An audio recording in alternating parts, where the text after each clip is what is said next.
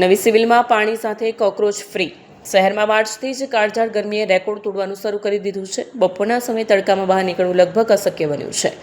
નવી સિવિલ હોસ્પિટલમાં મોટાભાગના ઠંડા પાણીના કુલરો બંધ પડી ગયા છે. વહીવટીતંત્ર દ્વારા કુલરોની રિપેરિંગ કે ચાલુ કરવાની કોઈ ગંભીર કાર્યવાહી કરવામાં નથી આવી. અમુક કુલરો ચાલુ હોવા છતાં બટન બગડેલા હોવાથી માત્ર ગરમ પાણી જ આપી રહ્યા છે, જે અતિવ્ર ગરમીમાં નકામું છે. ખાસ કરીને નવી સિવિલ હોસ્પિટલના સ્ટેમ સેલ બિલ્ડિંગમાં આવેલા નાના બાળકોના વોર્ડ અને મહિલાઓના વોર્ડમાં દર્દીઓ તથા તેમના સગા સંબંધીઓને ઠંડુ પીવાનું પાણી મળતું નથી. નવી સિવિલ હોસ્પિટલના કિડની બિલ્ડિંગ સહિતના વિસ્તારમાં મૂકવામાં આવેલા કુલરમાં ચોખ્ખાઈના અભાવે કુલરમાં કોક્રોચ સહિતના જીવાત પણ પડી ગયા છે.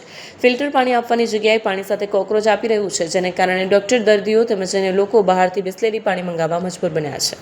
અમુક કુલર ચાલુ પણ બટન બગડી જવાથી ગરમ પાણી આપે છે. હોસ્પિટલમાં અનેક કુલર એવા પણ છે જેમાં કુલરના બટન જ બગડી ગયા છે, જેના કારણે કુલર ઠંડુ પાણી આપવાની જગ્યાએ ગરમ પાણી આપી રહ્યું છે. એવા પણ કુલર જ્યાં વીજ કરંટ પણ લાગી રહ્યા છે, જે ખરેખર ગંભીર બાબત બની છે. સમાજસેવી ધર્મેશ ગામી સ્વાસ્થ્યના મંદિર સમાન જે ન્યૂ સિવિલ હોસ્પિટલ છે, હજારો લોકો ત્યાં કને પોતાના આરોગ્ય સારું થાય એના માટે આવતા હોય છે.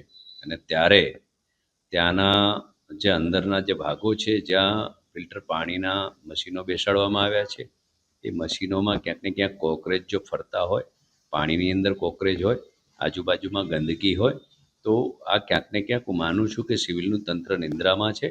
જે પણ લાગતા વખતે અધિકારીઓ હોય એમના પર કડક પગલાં લેવા જોઈએ. અને હજારો માણસો પોતાનું આરોગ્ય સારું કરવા માટે આવતા હોય, તો આમાં તો ઉલટા વધારે માંદા થઈને ઘરે જાય. એટલે સારું થવા માટે આવતા હોય તો ચોક્કસ હું માનું છું કે સ્વાસ્થ્યનું ધ્યાન રાખવું જોઈએ અને સ્વચ્છતાનું ધ્યાન રાખવું જોઈએ. ને એમાં આરએમઓને કંઈ લેવા દેવા નથી. પીઆઈયુ વિભાગ હોય કે જે કંઈ સ્વચ્છતાને લાગતા અધિકારીઓ હોય, બધા આરએમઓનું કામ છે કે ડૉક્ટરોને સાચવવાનું.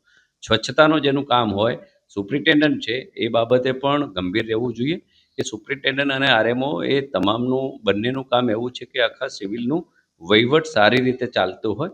એટલે સ્વચ્છતા જેને સાફ કરવાનો અધિકાર જેને આપ્યો હોય એ સીધા આમાં ક્યાંક ને ક્યાંક જવાબદાર છે અને ચોક્કસ એમના પર પગલાં લેવા જોઈએ. સરકારી કોઈ પણ હોસ્પિટલ જોઈ લો, તમામ જગ્યાઓ પર ગંદકી અને વ્યવસ્થાનો પૂરેપૂરો અભાવ છે.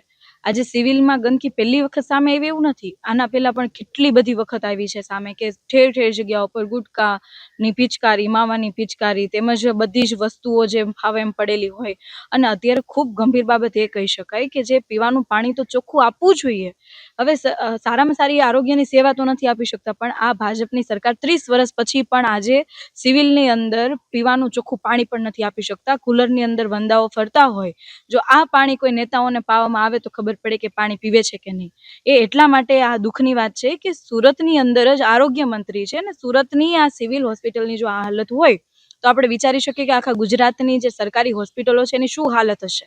અને સૌથી મોટી વાત એ છે કે સુરતના જે આરોગ્ય મંત્રી, આમ તો ગુજરાતના આરોગ્ય મંત્રી છે, જે સુરતની અંદર છે, એ આરોગ્ય મંત્રીને પોતાને આ બધી જ વ્યવસ્થાની ખબર છે કે સરકારી આરોગ્યની વ્યવસ્થા આખી કથળી ગયેલી છે.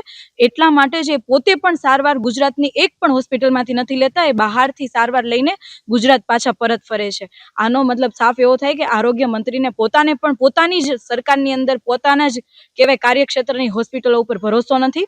અને આટલી બધી કથળી ગયેલી જો હાલત હોય, વંદાઓ જો કુલરની અંદર આટા મારતા હોય, તો આના માટે જે જવાબદાર સ્ટાફ બનતો હોય, જે જવાબદાર અધિકારી બનતા હોય, જે કોઈ જવાબદાર બનતું હોય, એના ઉપર કાર્યવાહી થવી જોઈએ. હું તો કહું છું કે એને સસ્પેન્ડ કરી દેવા જોઈએ, કે જેથી ભવિષ્યમાં બીજી કોઈ કહેવાય ને કે ભાઈ આટલી લાપરવાહી ના રાખે અને આના કારણે જે બીમારી ઘટવાને બદલે જે વધી રહી છે એના ઉપર થોડો કંટ્રોલ આવે.